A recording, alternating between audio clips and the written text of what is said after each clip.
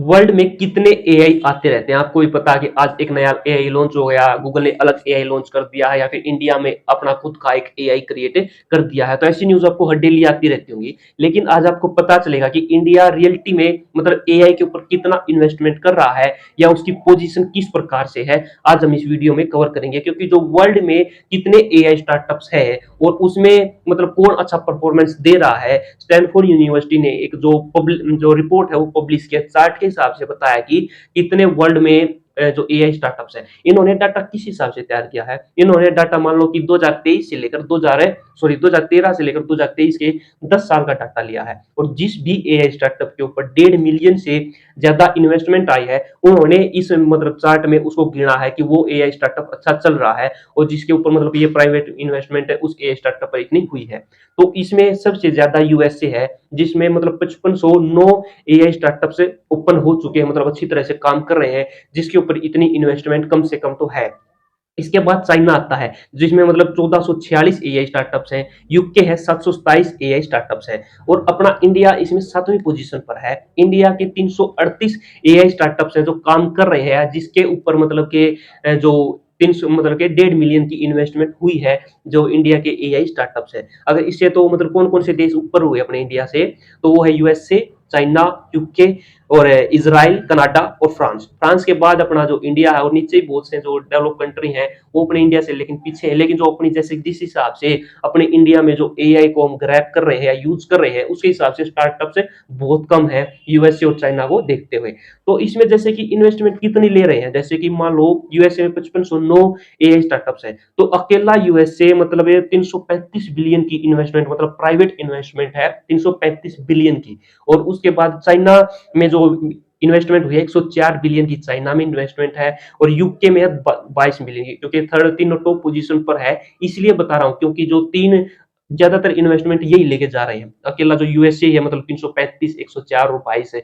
बाद में जितना भी आप मतलब समझ सकते हो कि कितना बाकी देशों में जो एआई की इन्वेस्टमेंट जा रही है। इसमें जो अगर ग्राफ एक और है कि मान लो इतनी ज्यादा और इन्वेस्टमेंट बढ़ रही है या घट रही है बाकी देशों में। अगर मान लो यूएसए में अकेला यूएसए है जिसमें मतलब कि 22% 2022 की देखें और 23 में 22% ज्यादा इन्वेस्टमेंट बढ़ी है।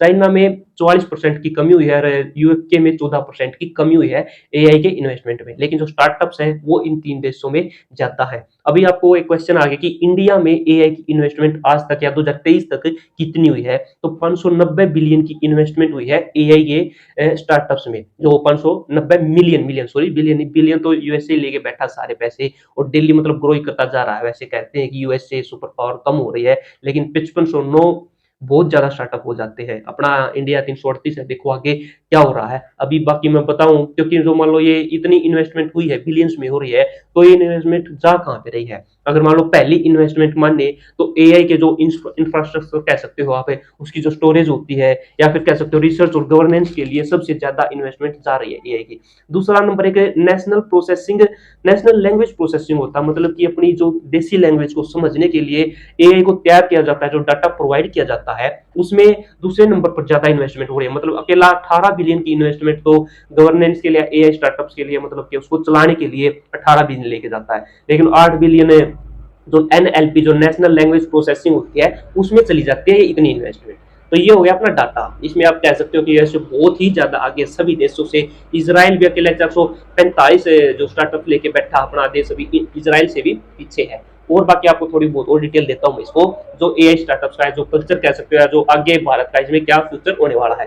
अब ग्लोबली मैं बता चुका हूँ कि 67,200 एआई स्टार्टअप्स आज तक हो चुके हैं, मतलब आते रहते हैं। और इनमें जो आगे क्या डिटेल आएंगी, मान लो कि ये बताया जा रहा है, जो कुछ रिपोर्ट है कि 2027 तक ग्लोबली जो बिजनेस हो जाएगा वो हो जाएगा 297 बिलियन का ग्लोबली बिजनेस हो जाएगा। ये इन्वेस्टमेंट अलग होती है, ये बिजनेस अलग होता है कि जो 2027 तक 297 बिलियन का तो बिजनेस हो जाएगा। और उसमें इंडिया की पोजीशन क्या होगी, इंडिया की पोजीशन होगी जो ग्लोबली बिजनेस उसका 17 बिलियन लेगा अपना इंडिया, जो मतलब 200 कह सकते हो लगभग 300 बिलियन में से 17 बिलियन अपने इंडिया का उसमें हिस्सा होगा।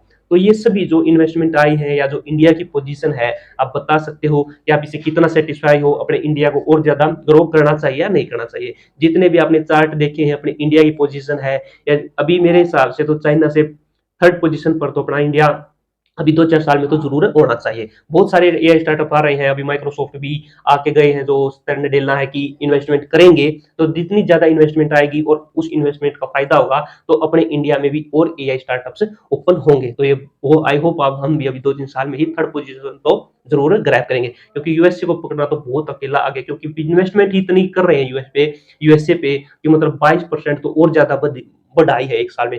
चाइना और जो यूके उसमें कम हो रही है, अपनी इंडिया में इन्वेस्टमेंट बढ़ रही है। तो देखते हैं आगे क्या होगा। बाकी अगर आपको ये इन्फॉर्मेशन अच्छी लगी होगी और बाकी कोई क्वेश्चन है तो आप कमेंट में जरूर बताना। तो जाते जाते अपने चैनल को फॉलो सब्सक्राइब जरूर करना। धन्यवाद।